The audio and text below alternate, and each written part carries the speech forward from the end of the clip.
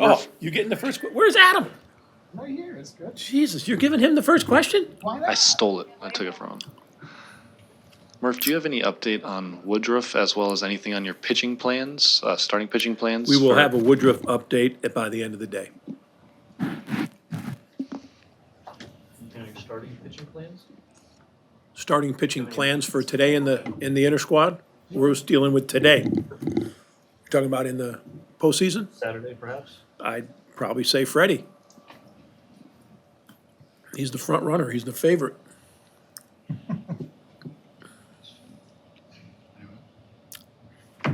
Adam, I'm so happy you're here. You're Oh, the mic. thanks, Murph. What will William do this week, and is it in question his availability for Saturday? You're not gonna be able to keep William out, no matter what the analysis is of that injury. He's gonna play, and I'm betting on that. You might not see him today. Are these guys allowed to watch? Are we allowing them in the game? Or in the arena? They're hearing it on Friday. They're here today and Friday. So do they have to, we let them come out there? Today, yeah. Did you make that decision? It's pretty standard. You see, we reason sometimes we don't progress because everything's like, oh, standard. We've done it this way for 35 years. We're gonna do it again. Geez, Mike. What's the question again? Contreras? Well, we can just build off of that. I was gonna ask you, you know, you had told us the other day that he was gonna be getting some imaging and everything. Is there any kind of update as far as what specifically the injury is? Is it a contusion? Let's call it a contusion. But no breaks, nothing. Let's call it a contusion. Okay. Yeah. If it was a break, then I would call it a break. Okay? Contusion, you call it a contusion.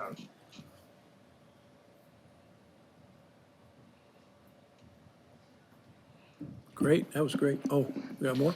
Pat, you got a lot of guys that have been through this postseason before, but some who haven't. Can you prepare a first timer for this, or is that just they have to experience it for themselves? No, I think you can give them insights into what it would be like. It's still baseball. It's still playing baseball, and it's still, if you let pressure, if you let the environment get you off your process, then it's going to affect you. And the quicker you can realize, oh, that's what they're talking about, and get back into it, I don't think you'll be as affected as much.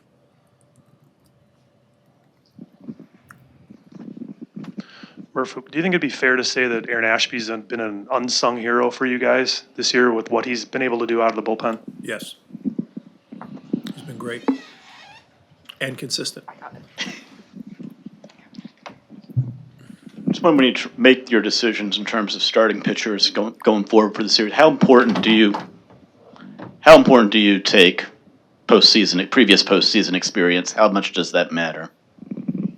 How much does, Somebody having had postseason experience before, having done this before, how much does that matter? no, I think it does matter, but not to the point where, if you've got a great racehorse and that racehorse is capable of winning the race, and you've got a real experienced racehorse that might not be at their best, and they're not capable of winning the race, you've got to kind of tinker with both. This one can bring you this, and this one could possibly bring you this, but you can't, if it doesn't get out of the gate, and you can't give it too big a leash, you know what I'm saying? So that's kind of, I think experience is important. Murph, we've learned so much about like the starter the third time through in an order, and now maybe the new frontier is how much you use relievers in a series. Is there a balance as a manager that, all right, now I've got the third time through, but now it's maybe the third time they're seeing so-and-so out of your pen? How hard is that in this longer series that you're going to continue to give looks at your relievers? All that's important. It comes down to matchups. There's so much more urgency to get a better matchup, and then you can do it to the point where you now have exhausted your bullpen, and/or you've shown them too many looks at the same guy. So there's a fine balance there. Pat, I don't know if you have a checklist per se for this week, but how do you approach the week? I know you've talked about this, you've talked to a lot of people in the game, and how do you make the bye work for you guys? Right. Yeah, I think that no one will be talking about the bye after we win. You know what I'm saying? After we win, no one will say the bye was this and the bye was that. You know what I mean? If we lose, then everybody will be talking about the bye, because that's what people do. They want to have a rationale for what they believe, and I totally understand that. The way we'll use it is we limp to the finish line, in my opinion, because of our health. You know, and they're little things. There's no sense bringing up every little single one, but there isn't anybody that couldn't have used a physical break.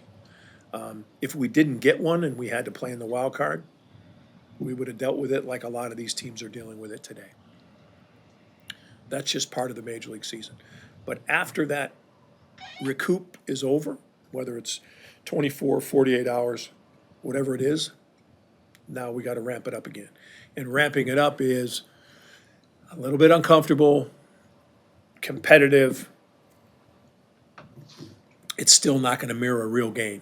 You can pipe in the music, you can bring fans in.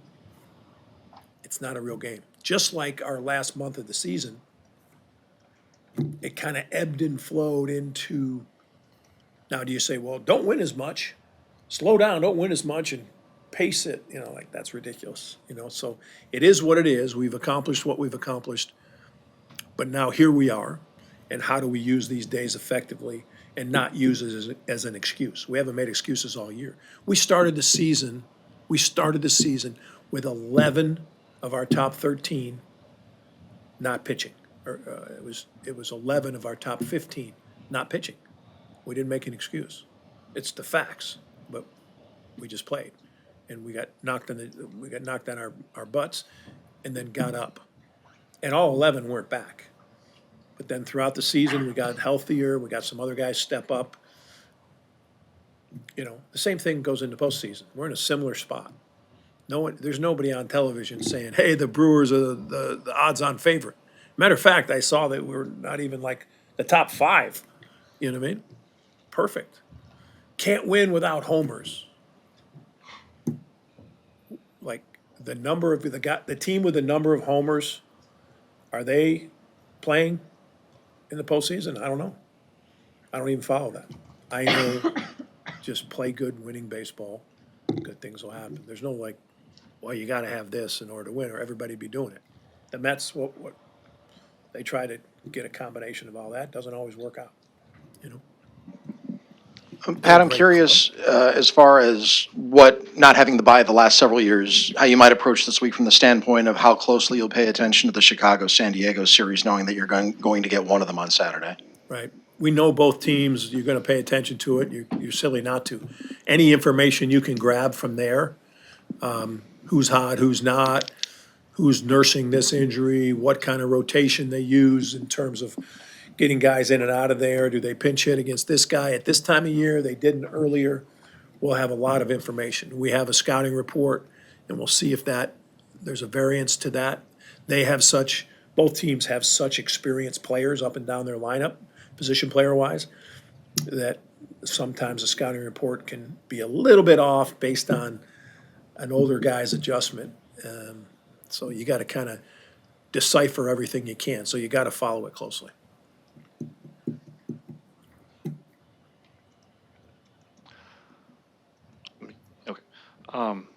Murph, the postseason's often a time where guys who aren't household names kind of step forward. You've talked a little bit this year about then we got a good shot then. no one knows the names on your team. Who are some guys that you just feel, or maybe a guy that you feel really confident in? They feel like they're in a great place right now going into the postseason that is not a household name. Who do I feel great about that's not a household name? Well, let's delineate who is a household name. Yelich. Yelich, Churio, Terang. Terang's a household name. It's the Platinum Glove winner. Oh, well, he just crept into your households last year. You guys were debating whether I should play him or not. Yeah. All right, well, I think, Sal's gonna play well. There's no doubt in my mind. Guys like Andrew Vaughn, Blake Perkins. I can see Blake Perkins being MVP. I can see Joey Ortiz. You know what I mean? It's that time. You know what I mean? It's about being ready pitch to pitch, and I think that you can see the difference in the game. You're not going to just throw the ball down the middle to certain guys. You know what I mean? And say, oh well, Aaron Judge is one of the best players in the game, so he'll get to do it. You don't let Aaron Judge beat you, probably. Or the kid in Seattle, the big dumpster. What do they call him? Big dumper. The big dumpster. You're not gonna let him beat you, right? If you're facing Seattle, the big dumpster's not beating me, right? So that's where other guys get a chance.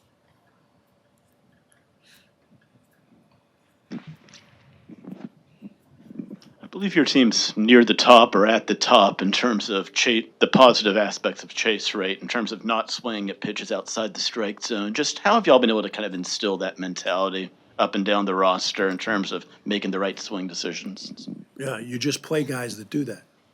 It's real simple. You play the guys that don't chase. If you chase, you don't play. You know what I'm saying?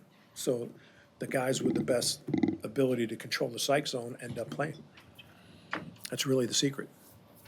Then they figure out, how do I get to play? I'm like, well, don't chase, right? This is the one I've been waiting for. I'll try not to let you down. Murph, the mantra for the last 2 years has been win tonight. Ethos of the team, basically. That's basically what it comes down to in the postseason, right? So how does that philosophy and attitude help your team as you go into this? You got to win a series, but you can't until you win that first game. Yeah. The only difference is, I mean, it's always win tonight, and we're not the only team that has that. We might pronounce it a little bit more, but I think the difference is the ramifications of not winning. So the urgency of understanding you can't take pitches off. That's what it's about. But every team gets in that win tonight mode. Yeah, we should be well practiced at it because we won more than anybody else. Murph, as you're kind of looking at this series coming up here, it's just a few games. Every pitch, every game, every situation matters. How much of your job is orchestrating things to the point where you're putting every guy in a spot where his strengths can play the best for that particular moment? How much does that matter in a sample like this? Yeah, I mean, I think when you're looking at it, the strengths and weaknesses of your ball club. You know how they're going to attack you, what they're going to try to take away that we do well. But because we've kind of beat teams in all different ways, I think we're not such an easy read. People are wondering still, like, well, how do we plan for this, or how do we do this? So we're not an easy matchup team. We're not much better against righties than we are against lefties. We're not a team that you can exploit defensively very easily. Our pitching staff doesn't administer a lot of free bases. You know what I mean? So it's like we're kind of a team. You're kind of wondering how do we get to them? And I think that's important to be that multifaceted. You can say, well, they don't hit homers. Well, then go ahead and try throwing it down the middle and see what happens. Now I'm not saying we're the end all and we can just beat anybody. I'm just saying we're very capable and kind of hard to plan for. We have one more question from Hunters. Pat, we talk a lot about experience when it comes to the players. How did being in your seat in the postseason, that experience last year, help you coming into this postseason? How did it help me personally? Yeah. Yeah, I think it was a great experience. It ended tragically, and I think even that is a great experience. I've talked to a ton of managers this week that are no longer in the game, that Madden, Torrey, Dusty Baker, and their view on things and what they've been through and all the experiences they've had have just helped them. And I look at it the same way. Like, that helped me personally, but I've been part of 22, 23 postseason games as a coach or bench coach or a manager. They all help you, but it's about being ready and being free to make decisions and make those decisions. And if they don't work, then you made a bad decision, I guess, even though you're pretty well prepared for what is probably the best decision at that time. Still, if it doesn't work out, and then you live with it and you keep going. You know, you can say after a guy doesn't cover first base, God, he shouldn't have been in the game. Everybody forgets the outs he got and, you know, how basic that play is. You know, when you don't pinch hit this guy, or you pinch hit Bowers for Hoskins last year, and he hits a home run, puts us ahead, you know, nobody writes the next day after we lost, well, that was a great decision. You know what I'm saying? It's just like, it's just part of the job. And yeah, it's just be prepared and don't worry about what they say. No offense, that's why I don't read it. You know what I mean? Because I'm critical of myself if I do something that I think, God, you know, in hindsight, I probably should have understood this part of it better. You guys have been great. It's way better in my office, and we could have fit everybody in here in the office. It's just more, it's harder, isn't it, Mike? This is kind of like you're trying to dress it up. Just go in my office, sit around. We got plenty of chairs. People can sit in the bathroom. Nobody minds. Everybody sits in the bathroom every day anyways. So what was the problem, Mike? Thank you, Bert. Thank you. Thank you, guys. Thank you. I wish